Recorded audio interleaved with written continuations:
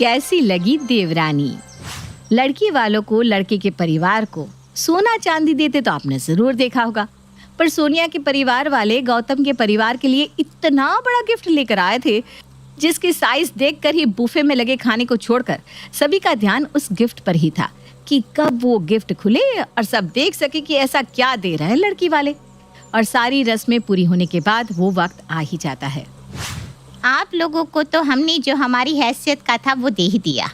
अब हमारी बेटी को भी कुछ देना चाहते हैं, अगर इजाज़त हो तो। बस आप मना मत कीजिएगा। वैसे अपनी हैसियत के नाम पर आपने हमें सोनिया के अलावा कुछ खास दिया नहीं है समधन जी। पर इस बड़े से गिफ्ट में कुछ अच्छा ही होगा, इस बात की उम्मीद तो कर सकते हैं। हमें तो भाई कन्या कलश के अलावा आपने कुछ दिया नहीं, अब अपनी बेटी को ही कुछ दे दीजिए। जी, आप ज़रा वो गिफ्ट खोलिए जो हम स्पेशली सोनिया के लिए लाए हैं। सोनिया का पूरा परिवार मिलकर उस बड़े से गिफ्ट को खोलता है और उसके अंदर से निकलती है एक लड़की। ये क्या है सासू माँ? अब इस गिफ्ट को आप लोग लेने से मना तो नहीं कर सकते। ये मैं आप लोगों को नहीं, अपनी बेटी को दे रही हूँ। सोनिया को किसी काम में कोई दिक्कत ना हो, इसके लिए उसके साथ जाएगी लैला। लैला? पर ये लैला है कौन? ये मेरी बहन है। हो गया, जान लिया। अब हमें इस टॉपिक पर ज्यादा बात ना करते हुए विदाई की रस्म पूरी करनी चाहिए, तभी तो सुबह तक हम ससुराल पहुंच पाएंगे। नहीं मम्मी जी, चलिए चलिए चलिए। पर एक बात समझ में नहीं आई, इतने दिनों तक समधन जी ने अपनी इस दूसरी बेटी को हमसे छिपा कर क्यों रखा? अरे तुझे क्या है लीला, तुझे तो अपनी बहू मिल गई है ना, ऊपर से दहेज में बहू की बहन भी आ गई। तू तो फायदे में ही रह रही है ना। घर में पहले लीला थी, अब लैला भी आ गई। अब दोनों मिलकर हमें लाल पीला करेगी। एक हाथ से अपने पति का हाथ पकड़े और दूसरे हाथ से लैला का हाथ पकड़े सोनिया अपने ससुराल में गृह प्रवेश करती है। इतनी ठंड में सुबह 3 बजे तक मैं रुकी रही, ये देखने के लिए कि तेरी बहू दहेज में लाई क्या है और क्या लेकर आई अपनी बहन। अरे तू तो बड़ी डिंगे हाँकती थी, मेरी बहू हीरो का हार लेकर आएगी, सोने का तार लेकर आएगी, लेकर आ गई ना ये ठुल्लू। अरे पिछले 10 मिनट से चूहे के कुछ कुतरने की आवाज आ रही थी। मुझे तो समझ में नहीं आया कि हमारे घर में चूहा कहाँ से आ गया।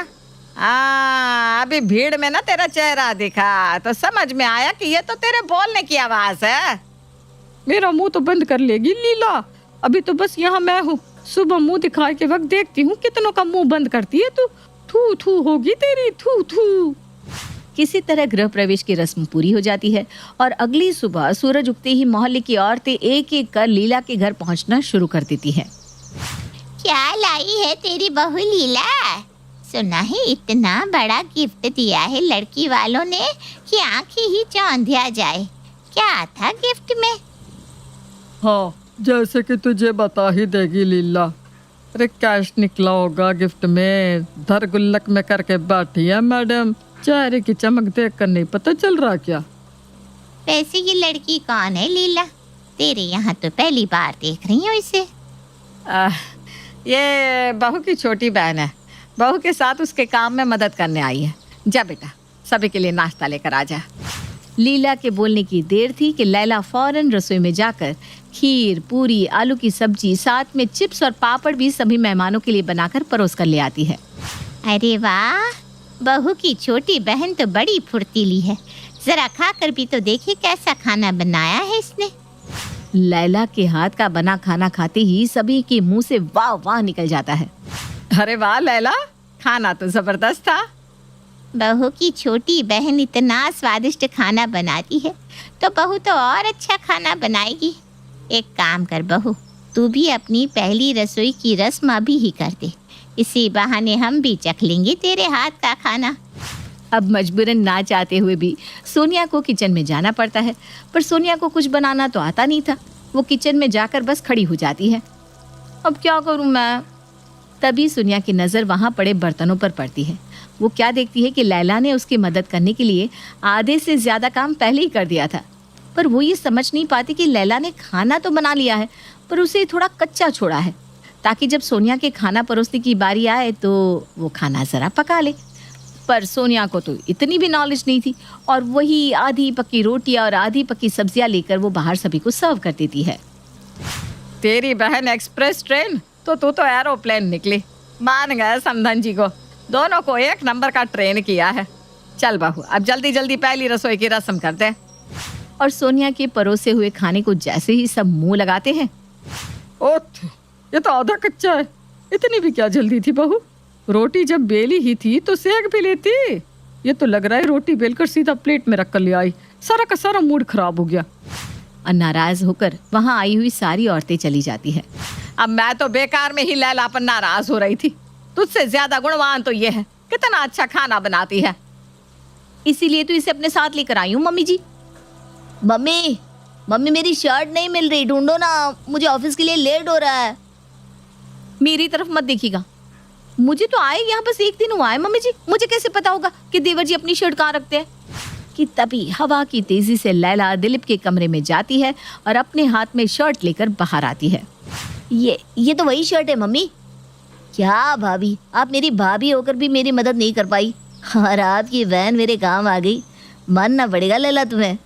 और इसी तरह लैला घर के सारे कामकाज को ऐसे संभाल लेती है कि घर की बहू वही हो, सोनिया नहीं। दोपहर को रसोई से निकलने के बाद सोनिया अपना हाथ दबाती हुई कहती है, मैं थोड़ी देर आराम करने जाती हूँ मम्मी, बहुत ज्यादा थकावट हो गई है। अरे तो करती क्या है बहू, रसोई का काम तो तेरी बहन कर देती है। तू तो बस सभी को प्लेट में खाना रख कर परोसती है, उसी में थक गई। वाह। तभी अपना सर पकड़े दरवाजे से प्रमोद वहां आता है। सर इतना फट रहा था कि उल्टी हो जाती, इसलिए मैं घर लौट आया। ये कहकर प्रमोद सोफे पर बैठता है कि वो महसूस करता है कि उसके माथे में किसी की उंगलियां दौड़ रही है, और वो उंगलियां किसी और की नहीं, लैला की होती है। अरे करने दीजिए उसे मसाज, हो सकता है उसके मसाज करने से आपका सर दर्द ठीक हो जाए। एक कप चाय पिला दे लैला, फिर मैं दुकान निकलूं। अब तो सोनिया के ससुराल में क्या, अगल बगल आसपास कहीं पर किसी को किसी भी तरह की जरूरत पड़ती तो सभी लैला को ढूंढते आते, और इसी तरह 1 महीना बीत जाता है। मुझे लगता है अब तुम्हें वापस लौट जाना चाहिए लैला। अरे भाभी, अगर लैला चली जाएगी तो हम लोगों का क्या होगा? अरे मुझे क्या पता क्या होगा, वैसे भी लैला यहाँ बस मेरी मदद करने आई थी, और अब मैं धीरे धीरे सब सीख चुकी हूँ, तब लैला का क्या काम। वैसे भी अब इसकी शादी की उम्र हो गई है, ये घर जाएगी तभी तो मम्मी पापा इसके लिए लड़का देख पाएंगे। अरे पर क्यों देखना है लड़का, लड़का तो हमारे सामने ही है। दिलीप, क्या दिलीप, पसंद है ना लैला? वो आपको जो सही लगे भैया। तब कर देते हैं रिश्ता पक्का। अब तो टेंशन नहीं है ना लैला, तू कहीं नहीं जा रही, तू यहीं रहेगी। अब समझ में आया कि तेरे घर वालों ने तुझे छुपाया क्यों था, क्योंकि तेरे रहते तो सोनिया की शादी कभी होती नहीं। पिछली बार ठगे गए थे हम, पर इस बार मुनाफे का सौदा करके आएंगे। और चट मंगनी पट ब्याह करके लैला दिलीप की पत्नी बनकर अपने ससुराल आ जाती है। इतने दिन तूने कभी अपनी जबान नहीं खोली, अब तो मुझे मम्मी जी बोल दे बहू। मालकिन, हम कहाँ किसी को मम्मी जी बोल पाएंगे, हमें तो मालकिन ही बोलने की आदत है। अब आप जल्दी से हटिए, देखिए बर्तन कितने पड़े हुए हैं रसोई में। हम पहले बर्तन साफ करके आते हैं, फिर ये गृह प्रवेश की रस्म भी कर लेंगे। अरे मेरी लैला, तुमने ये क्या बोला? ये तो वही बात हो गई ना, लेंगे मिक्सर ग्राइंडर और सोचेंगे कि होम थिएटर वाली आवाज़ आएगी। क्या भैया? ये सब क्या है बहू? फिर ठगे गए हम। एक बहू का वीडियो खराब है तो एक का ऑडियो। आप लोग कोई ठगे नहीं गए। लैला मेरी बहन है ही नहीं, वो तो मेरी काम वाली है, पर मैंने इसे बचपन से अपनी मुंह बोली बहन समझकर वैसे ही रखा है। काम वाली को पसंद कर लिया तूने दिलीप? अरे मुझे घर का काम आता नहीं था, इसलिए मम्मी जानती थी कि शादी के बाद मुझे बहुत दिक्कत होगी, और उन्होंने आप लोगों से कसम लेकर मुझे दहेज में लैला दे दी। पर मंडप में ही आप लोग मुझसे पूछने लगे तो मैंने बोल दिया मेरी बहन है। अब आप लोगों को ही लैला इतनी अच्छी लगी तो मैं कौन होती हूँ किसी के बीच में आने वाली। ले आई बहू। तो गौतम जी, कैसी लगी देवरानी? आंगन में सासू माँ गुस्से से इधर उधर टहल रही थी। ससुर जी वहीं बैठे चाय पी रहे थे और अखबार पढ़ रहे थे। घर में बिल्कुल शांति का माहौल था। नौकर चाकर घर की साफ सफाई कर रहे थे, पर कोई कुछ नहीं बोल रहा था। सब लोग डरे हुए थे। लगता है घर वालों ने नियम कानून नहीं सिखाया है। ऐसी लापरवाह लड़की हमारे घर की बहू बननी ही नहीं चाहिए थी। शुरुआत में थोड़ी आजादी क्या दीदी? महारानी 8 बजे तक सोती रहेंगी क्या? अरे क्यों नाराज होती हो श्यामू की माँ? अभी शादी करके आई है, थोड़े दिन में हमारे घर के तौर तरीके सीख जाएगी। आप चुप रहिए जी। हमारे जमाने में हम अपने सास ससुर के जागने से पहले ही नहा धोकर तैयार हो जाते थे। किसी के पूछने के पहले ही चाय नाश्ता तैयार कर देते थे। वो समय चला गया श्यामू की माँ।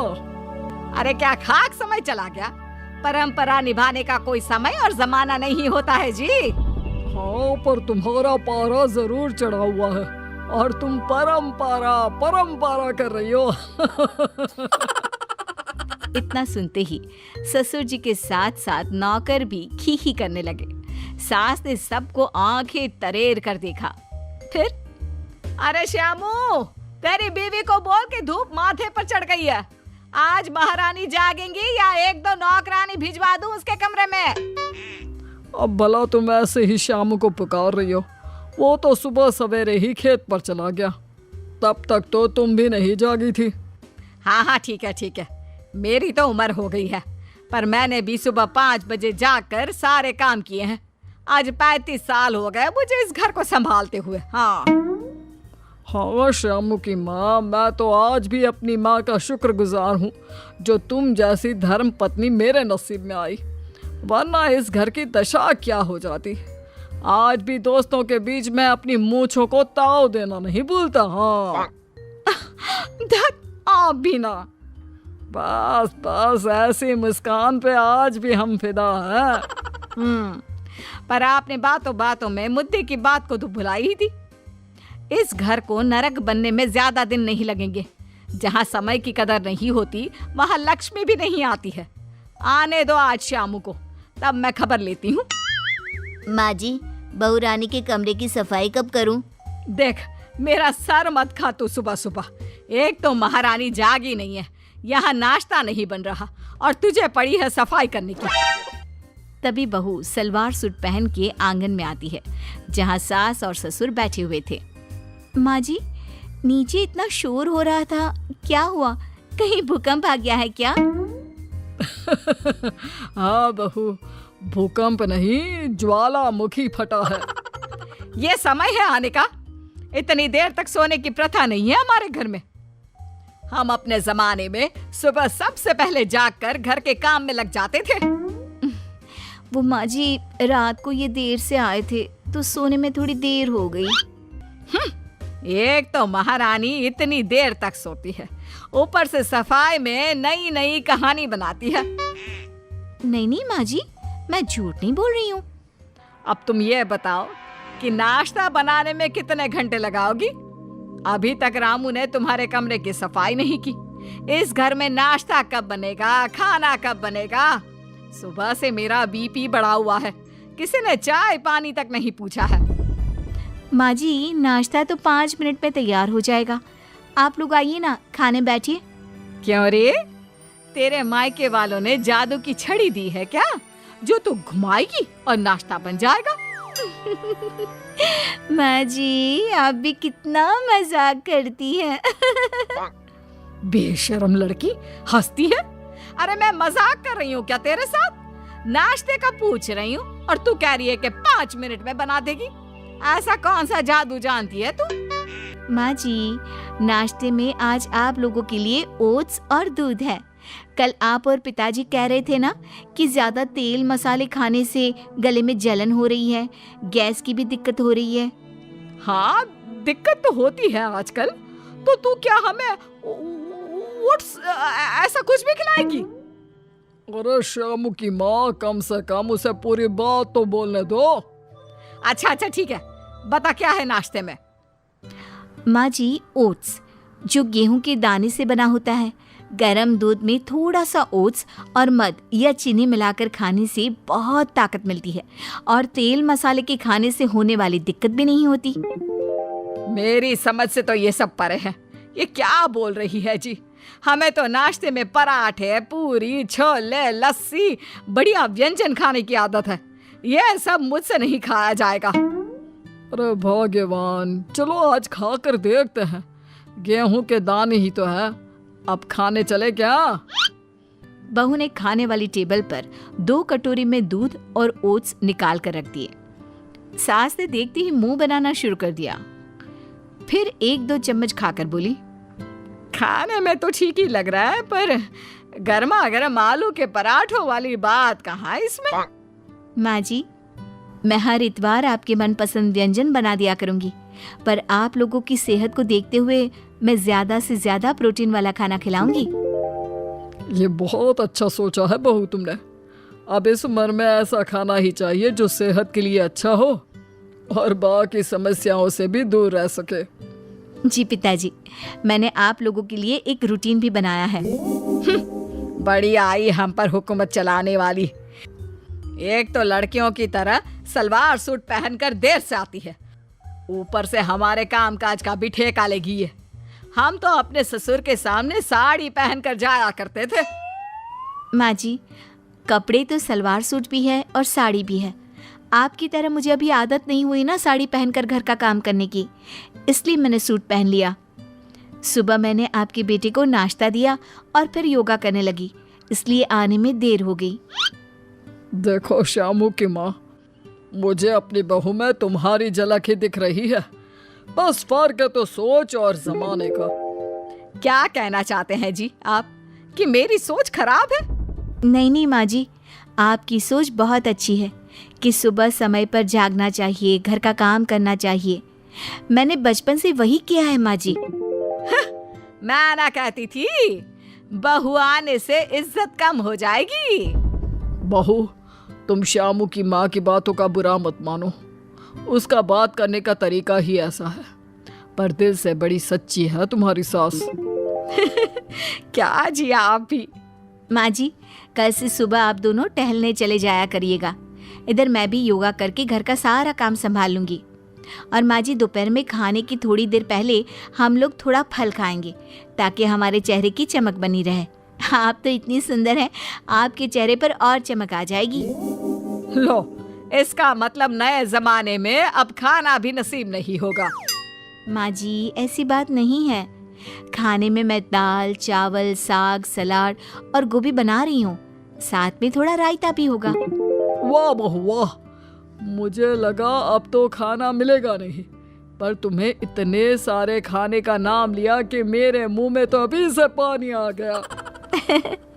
जी पिताजी, हम सब खाना खाएंगे, पर नाप तौल कर, ताकि सेहत भी बनी रहे और खाने का मजा भी आए। अजी सुनते हैं, मैं ना कहती थी कि मेरी पसंद कभी गलत हो ही नहीं सकती। हमारी आज के जमाने की बहू काफी समझदार है जी।